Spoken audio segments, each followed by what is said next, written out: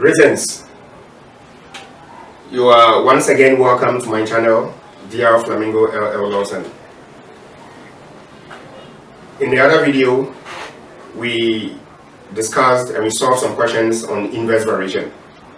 Today, we are going to start joint variation.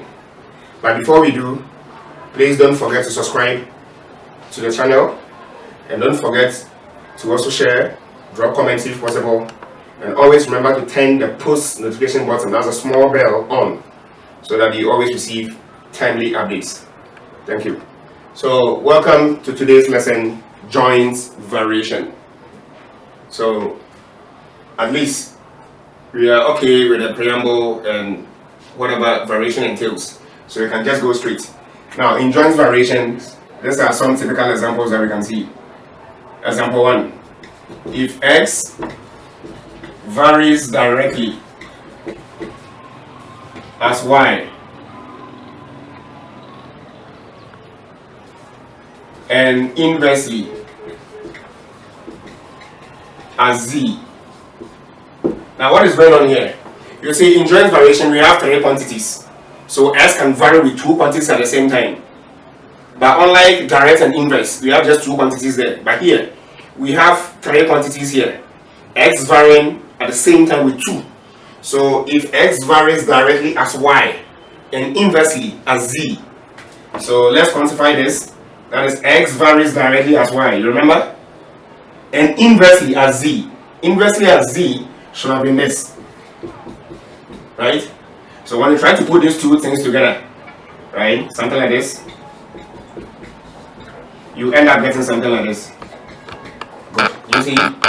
So x varies directly as y and inversely as z. So x varies directly as y and this same x is varying inversely. That's why it is down here. Good. So let's put it well.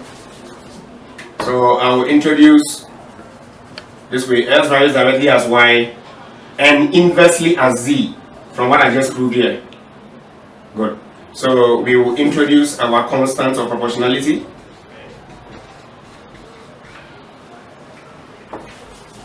Let's get this off. Good. So we have ky over z, and you label this equation in the usual way.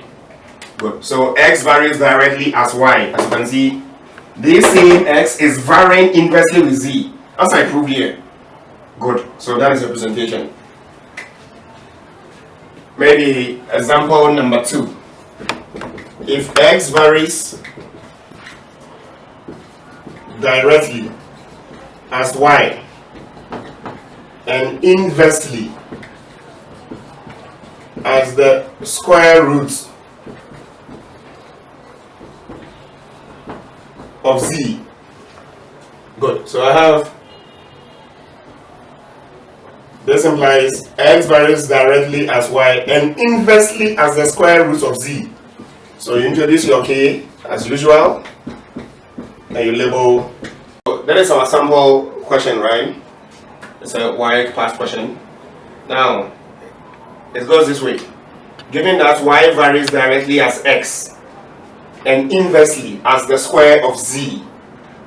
Now if y equals 4 when x equals 3 and z equals 1, find y when x equals 3 and z equals 2. Now what are we saying here? You see, since we are there with three quantities at the same time, we will always be provided with these three quantities so that we get our k in the usual way. Good. Then two quantities will be given, then we will look for one unknown. So it's the same precedence that we are going to follow as we saw in direct and inverse variation. Now the solution to this problem.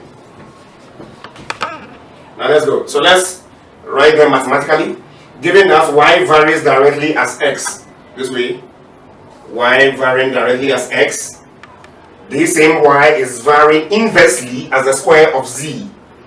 So inversely, right, as the square of z, please, not square root. So you introduce your constant of proportionality. You label the equation because we're making reference to the equation. Good. Now, if y equals 4 when x equals 3 and z equals 1, that will help me to get my k. Still the same old story. So when y equals 4, x equals 3, z equals 1. Okay, so from star, once again, y is 4, so I chip in 4, that is equal to, that is my k, x is 3, z is 1 squared. So I have 4 equals what? 3k over what? 1. Good. So 4 equals 3k over 1. So what do we see here? Cross multiply, we have 4 times 1 equals 3k. So 4 equals 3k over 4. No, that is over 3 rather, over 3, because we are looking for what? K. So that is the value of my k, 4 over 3. So we have k to be 4 over 3. We have our k there to be 4 over 3.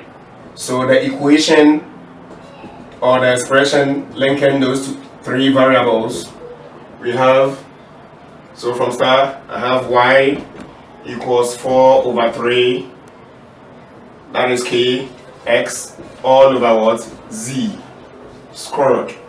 Okay, so that is my equation what? Star. Now, to the question again, the other part of the question said, find y when x is 3 and z is 2. So when x is 3, z is 2, y is question mark, we don't know why. So from the same star, y equals x, that is 4 over 3k, and the value of the x all over z, that is 2 squared. So we cross this out, we're going to get 4 over 4. That will give us what? 1. That is the value of y.